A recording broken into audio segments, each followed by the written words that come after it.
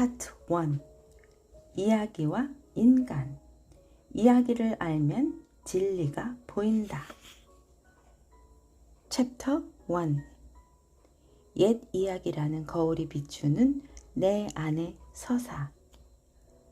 거울 앞에선 왕비와 이야기 앞에선 우리.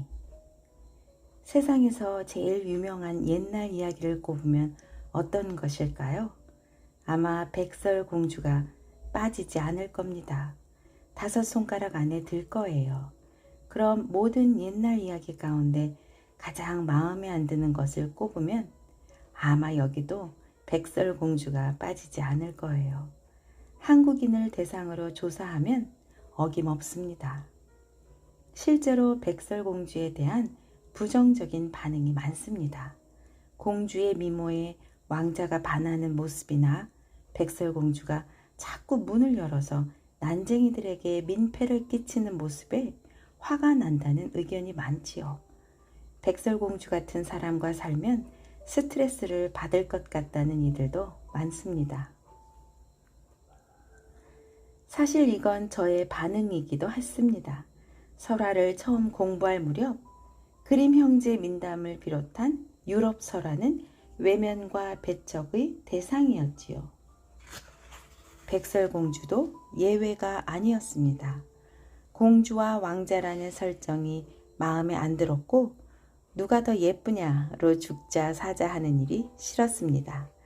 계모가 어린 딸을 죽여서 간을 꺼내오라고 하는 일은 극단적 잔인함 자체였지요. 아이들이 이런 이야기를 읽는 현실이 착잡했어요. 지금은 그 반대입니다. 백설공주는 세계 최고의 이야기로 꼽기에 부족함이 없다고 믿지요. 백설공주의 인생의 원형적 이치가 깃들어 있음을 실감하면서 제 자신을 비춰보곤 합니다. 백설공주가 어느 나라 이야기인지 아시나요? 인류 전체의 이야기라고 할 정도이지만 출처는 있습니다. 백설공주를 처음 수록한 책은 아이들과 가정을 위한 옛 이야기로 1812년에 초판이 출간된 그림 형제 민담집입니다. 스노우 화이트라는 영어 표기로 많이 알려져 있는데 독일어 원어는 슈네비트 헨이지요. 우리말로는 백설공주, 기호로는 KHM 53입니다. 이 책에서는 백설공주로 표기합니다. 참고로 백설공주는 1857년에 출간된 최종판 기준으로 그림 형제 민단집에 53번째로 실려 있어서 KHM 53이라는 약호로 나타내지요. 앞으로도 그림 형제의 민담은 이 방식으로 표기할 것입니다. 백설공주는 워낙 유명해서 모르는 사람이 없지만 정작 제대로 아는 사람은 많지 않습니다. 사람들이 이 이야기에 반감을 갖는 데는 잘못된 내용으로 기억하는 탓도 큰 것 같아요. 내용을 미화한 동화책의 영향이 크겠고 한때 위세를 떨친 성인용 엽기 동화도 한몫했지요. 무엇보다도 원전에 실린 진짜 이야기를 제대로 접할 기회를 못 가진 탓이 큽니다. 그럼 원전으로 들어가 볼까요? 특별히 눈여겨볼 요소는 마법의 거울입니다. 한 해가 지난 뒤 왕은 새 왕비를 얻었다. 그녀는 아름다운 여인이었지만 거만하고 콧대가 높았다. 누가 자기보다 미모가 앞서면 참지 못했다. 그녀는 신비한 거울을 하나 가지고 있었다. 거울 앞으로 다가가 바라보면서 거울아, 벽에 걸린 거울아, 온 나라에서 누가 제일 예쁘지? 이렇게 물으면 거울이 대답했다. 왕비님, 당신이 이 나라에서 제일 예쁘십니다. 그러면 왕비는 만족했다. 그 거울이 진실을 말한다는 것을 알고 있었기 때문이다. 그러나 백설공주가 자라면서 점점 예뻐졌고 7살이 되자 맑은 햇살만큼 아름다워서 왕비를 능가했다. 어느 날 왕비가 거울에게 거울아, 벽에 걸린 거울아, 온 나라에서 누가 제일 예쁘지? 하고 묻자 거울이 대답했다. 왕비님, 당신이 여기서 제일 예쁘시지만 백설공주는 당신보다 1000배나 더 예쁘답니다. 그 말에 놀란 왕비는 질투심에 얼굴이 불그락 푸르락했다. 그 순간부터 왕비는 백설공주를 보면 심장이 몸속에서 쓸려다니는 것 같았다. 소녀가 그토록 미웠다. 질투심과 거만함이 마음속에서 잡초처럼 자라나 낮이든 밤이든 편할 데가 없었다. 문제의 장면입니다. 이전까지 왕비와 공주 사이에 갈등이 있었다는 내용은 원전에 없어요. 왕비라는 지위에 미모까지 그녀는 모든 것을 지닌 사람이었지요. 어쩌면 거울이 저렇게 말하기 전까지 왕비는 콧대는 높지만 여유롭고 너그러운 사람이었을지도 모릅니다. 그게 더 폼나게 자기 도취를 누리는 방법이니까요. 하지만 언젠가는 문제가 발생하게 돼 있습니다. 도취가 영원할 수는 없지요. 누군가가 늘 세상에서 가장 예쁘거나 잘날 수는 없으니까요. 그럼에도 잘난 사람이 그 진실을 받아들이기란 얼마나 어려운지요. 특히 바로 가까이에 더 잘난 사람이 등장해서 보란듯이 명예를 누릴 때 문제가 됩니다. 좋은 일로 여기고 넘어가면 그만이고 또 그렇게 해야 하는 일이지만 왕비는 그렇게 하지 못하고 질투와 미움에 휩싸입니다. 계모가 마녀가 되는 순간이지요. 왕비의 모습은 우리와 상관이 없을까요? 나보다 한 수 아래로 보고 신경도 안 썼던 지인이 어느 날 나를 제치고 승진하거나 돈을 엄청나게 벌거나 좋은 배우자를 만나 결혼하거나 자녀가 명문대에 합격해서 행복해할 때 여러분은 진심으로 축하할 수 있나요? 만약 그렇다면 이 이야기는 건너뛰어도 좋습니다. 상황이 좀 다르다고 할 수도 있어요. 엄마가 딸한테 그럴 수는 없는 것 아니냐고요.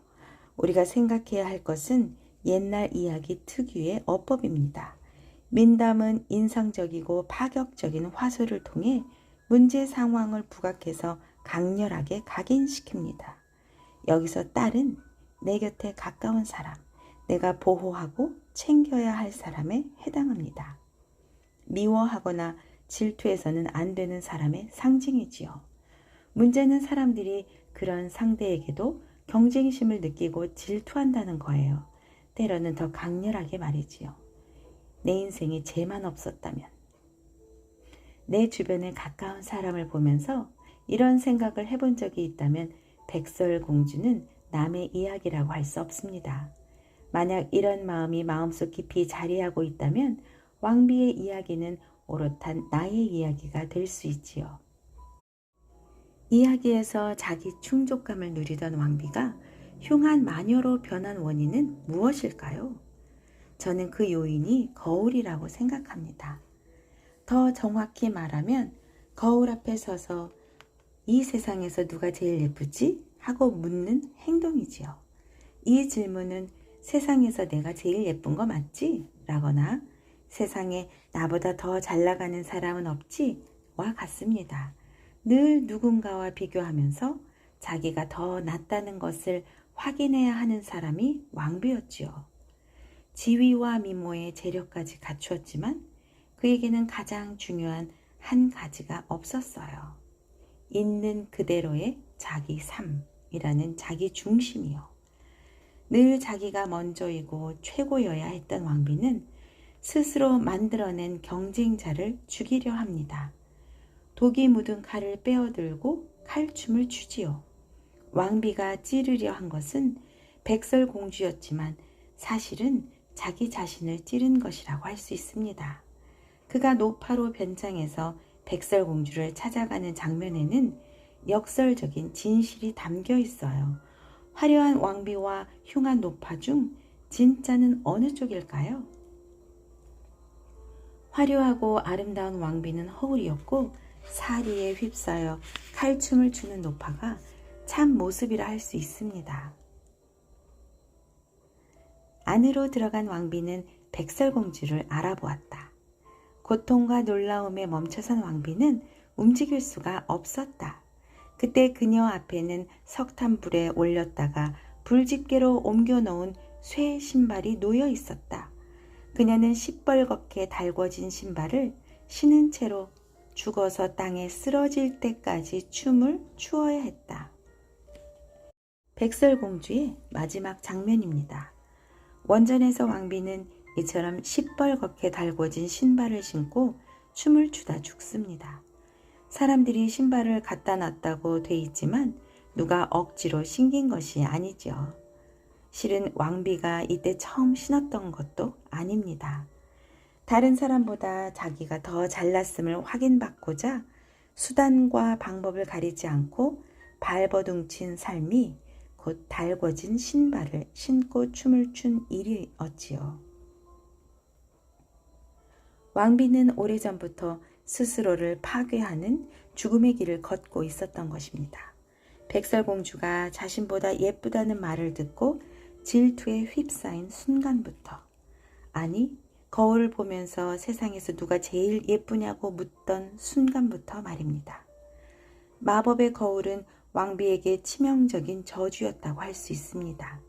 진실을 말해주는 거울이 어쩌다 저주의 물건이 되었을까요? 거울을 보는 사람이 색안경을 쓰고 있었기 때문입니다. 거울이 말해주는 진실을 받아들이고 스스로를 성찰하는 대신 진실을 부정하고 거스르려 했기 때문이지요. 화려한 삶에 취해 있던 잘난 사람의 숨겨진 실상이자 백설공주가 비추는 인간사의 진실입니다. 그렇다면 백설공주는 어떨까요? 많은 사람들이 그가 스스로의 노력 없이 남의 도움만 받아서 인생이 풀렸다고 생각하는데 이는 오해입니다. 백설공주는 저절로 성공한 사람이 아닙니다. 그는 어려서 어머니를 잃은 아이였으며 보호자에게 내쳐지고 죽음으로 내몰린 최고 약자였습니다. 그런 상황에서도 특유의 순수함과 자유로움, 선의와 믿음을 잃지 않고 자기 삶을 살아간 사람이지요. 사냥꾼에게 간절히 빌어서 죽음을 모면하고 혼자가 됐을 때 그녀가 어떻게 했는지 살펴보지요. 겨우 죽음을 피해 숲속에 홀로 버려진 백설공주는 달리고 또 달렸다. 돌에 걸려 넘어지기도 하고 가시덤불을 지나기도 했다. 막 날이 어두워지려 할 때 작은 집 한 채가 나타났다. 공주가 안으로 들어가니 모든 것이 작으면서도 깔끔했다. 하얀 식탁보가 덮인 식탁에 7개의 작은 접시와 잔이 놓여 있고 작은 숟가락과 나이프와 포크도 있었다. 7개의 작은 침대에는 하얀 침대보가 덮여 있었다. 너무 배가 고프고 목이 말랐던 공주는 모든 접시에서 조금씩 야채와 빵을 덜어 먹고 모든 잔에서 한 모금씩 포도주를 마셨다. 공주는 7개 침대에 차례로 누워본 뒤 자기에게 맞는 7번째 침대에 누워서 잠이 들었다. 날이 완전히 어두워지자 주인들이 돌아왔다. 7 난쟁이들이 산에서 땅을 파고 광석을 캐다가 온 것이었다. 그들은 집에 변화가 있음을 깨달았다. 모든 것이 떠날 때와 달랐다. 누가 내 의자에 앉았지? 누가 내 접시에 손을 댔어? 내 빵을 먹은 게 누구야? 누가 내 포크를 썼는걸? 내 칼도 누가 썼어? 누가 내 잔을 마셨지? 그들은 자기 침대에도 누운 자국이 있는 것을 발견했다. 그때 7번째 난장이가 침대 속에 누워서 잠자고 있는 공주를 발견했다. 난쟁이들은 7개의 작은 촛불로 소녀를 비춰보았다. 오, 이렇게 예쁜 아이라니. 난쟁이들은 공주를 깨우지 않고 그대로 잠을 자도록 내버려 두었다. 숲속의 낯선 집으로 들어간 백설공주는 아무 거리낌 없이 행동합니다. 마치 오랜 친구의 집에 찾아온 것처럼 말이지요. 방금 전 죽임을 당할 뻔했던 사람이라고 생각하기 어려울 정도입니다. 그릇에 담긴 음식을 하나하나 맛보고 침대에 누워서 평화롭게 잠든 소녀, 사랑스럽지 않나요? 그렇습니다. 백설공주는 살결이 눈처럼 희고 입술이 피처럼 붉어서 아름다운 것이 아닙니다. 어떤 망설임도 없이 투명하고 순수한 데다 최악의 상황에서도 선의에 대한 믿음으로 밝게 행동해서 아름다운 것이지요. 까탈스럽기로 소문난 난쟁이들이지만 저 소녀를 어찌 사랑하지 않을 수 있었을까요? 마치 자기 일인 양 보살피고 챙기는 게 당연합니다.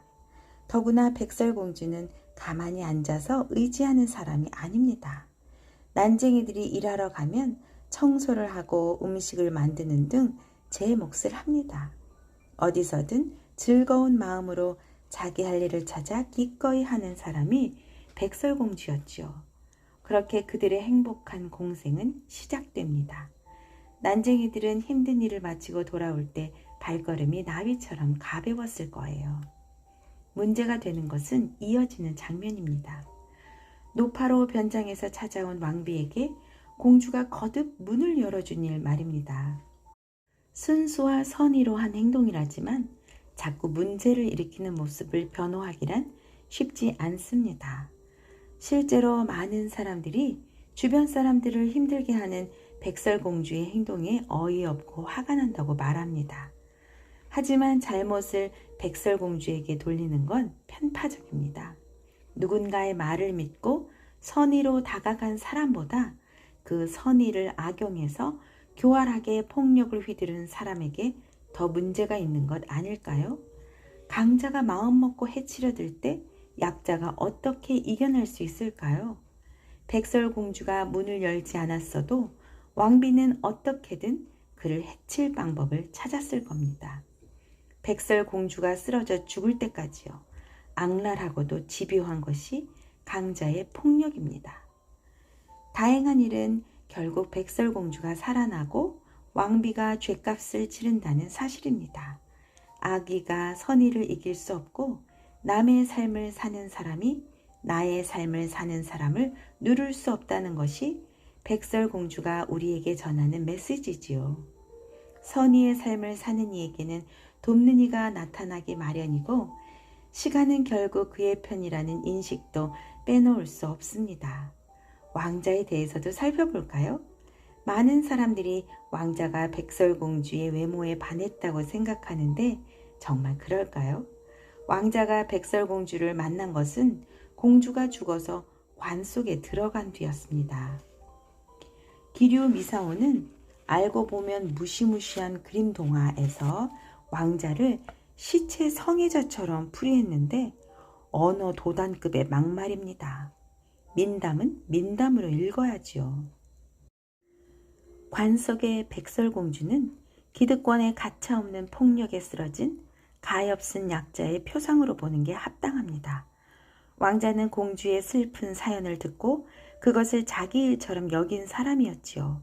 이야기는 난쟁이들이 백설공주를 차마 땅에 묻을 수 없어 유리관에 넣어 산 위에 올려놓았다고 합니다. 공주의 안타까운 역사를 세상이 알도록 한 것이지요. 왕자가 나서서 관을 지키려 한 것은 그 역사를 잊지 않고 기리려 한 일로 볼 수 있습니다. 그 애도의 마음을 이야기는 사랑이라고 표현합니다. 왕자가 관을 넘겨받을 때 놀라운 반전이 일어납니다. 백설공주의 목에서 독사과 조각이 튀어나와 공주가 되살아나지요. 현실로 보면 말이 안 되지만 설화의 상징으로 보면 얘기가 달라집니다. 자신과 상관없는 누군가의 슬프고 억울한 사건을 외면하지 않고 같은 편이 되어 나서자 숨겨진 음모가 드러나면서 왜곡됐던 일이 제자리로 돌아온 상황으로 볼만합니다. 진실의 승리인 셈이지요. 백설공주를 보면서 거짓과 폭력에 맞서 진실을 밝히고 정의를 세워온 인류의 역사를 떠올리게 됩니다. 부조리를 외면하지 않고 자기 일처럼 나선 사람들이 있었기에 가능한 일이었지요. 왕자처럼 말입니다. 백설공주에서 역사를 떠올리게 되는 것은 공주나 왕자보다도 왕비 때문입니다. 마음에 들지 않는 상대에 대한 집요한 추적과 공격, 교활한 술수로 꾀한 역사 왜곡과 국정농단. 누군가가 떠오르지 않나요? 촛불의 힘으로 쫓겨난 권력자가 지냈던 방의 사면에 커다란 거울이 가득 걸려 있었다는 뉴스를 접하면서 백설공주 속 거울의 메타포를 떠올리지 않을 수 없었습니다. 무엇이 부족해서 그랬을까요? 왜 그렇게 거울을 보면서 웃고 울다가 불에 달군 쇠 신발을 신게 된 것일까요? 백설공주에서는 왕비가 거울 앞에 섰지만 우리에게는 백설공주 이야기가 하나의 거울입니다. 숨겨진 이면을 여지없이 보여주는 마법의 거울이자 늘 진실만을 말하기에 무서운 거울이지요. 그 거울 앞에선 우리의 모습은 어떨까요? 우리의 내면은 왕비와 백설공주 중 누구와 더 가까울까요? 제 경우를 말하자면 왕비에게서 스스로의 모습을 보고 충격과 우울에 빠진 쪽입니다. 거울을 보면서 스스로 얼마나 잘났는지 거듭 확인하는 것은 어김없는 저의 일이었습니다. 사람들이 나를 어떻게 생각하는지 신경 쓰면서 이리저리 휘둘렸지요. 인터넷 검색창에 이름 석자를 치면서 어떤 기사나 게시물이 올라왔는지 확인할 때의 모습이 거울 앞의 왕비와 흡사해서 오싹합니다. 다행인 것은 이런 모습을 늦게나마 깨달았다는 점입니다. 옛날 이야기라는 거울 덕분이지요.